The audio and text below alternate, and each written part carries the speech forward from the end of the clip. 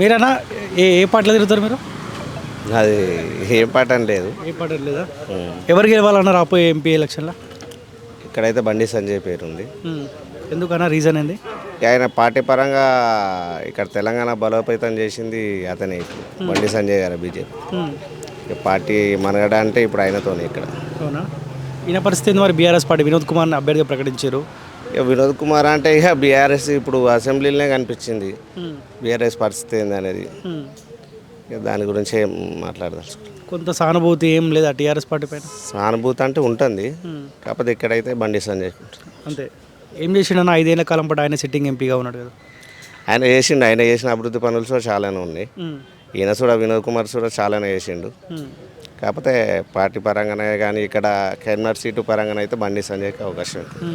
Congress party నుంచి ప్రవీణ్ రెడ్డి పేరు వినిపిస్తూ ఉందన్న. ఒకవేళ ప్రవీణ్ రెడ్డికి టికెట్ కన్ఫర్మ్ అయిందనుకో ఆయనకి ఏమైనా అవకాశం ఉంటుందా?